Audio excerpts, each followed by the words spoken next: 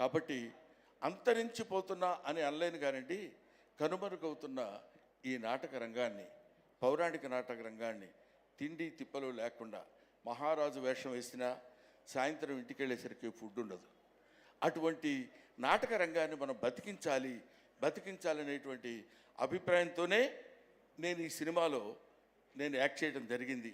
ముఖ్యంగా అందులో ప్రకాష్ రాజ్ అంటే is dedicated his life for the sake of stage, such a greatest personality. ఆయన ఇప్పటికీ ఒక నాటకానికి సంబంధించినటువంటి థియేటర్స్ కట్టించి నాటక రంగం బతకాలి అనుకుంటే ఎక్కడెక్కడో నాటకాలు వేసి ఎక్కడెక్కడో 10 రూపాయలు ఇస్తే ఆ ఉత్సవాల సమయంలో, ఆ పండుగల సమయంలో వాళ్ళు ప్రదర్శించినటువంటి 4 డబ్బులు తీసుకుని ఆ డబ్బులు సంవత్సరం అంతా వాడుకుంటూ నాటక రంగాన్ని కృషి చేసేటువంటి మహనీయులు ఎంతోమంది ఈ నాటక రంగంలో ఉన్నారు. వాళ్ళని గుర్తుపెట్టుకుని వాళ్ళ మీద ఒక సినిమా తీసి వాళ్ళ ఔన్నత్యాన్ని చెప్పాలనుకునేటువంటి వయసులో చిన్నవాడైన అర్జున్ సాయిని అభినందించకుండా ఉండలేకపోతున్నాను. అంతటి ఈ రోజుల్లో అసలు ఆ థాట్ ఎంటర్టైన్ చేయడమే మామూలు విషయం కాదు.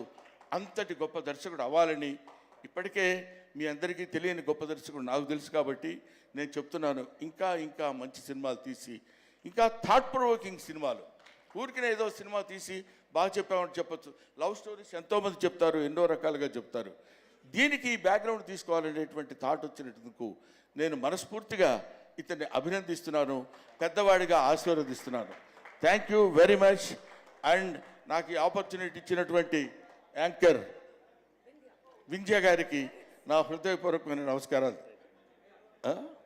అయినా అక్కర్లేదు. Thank you very much. I wish you all the best. Okay.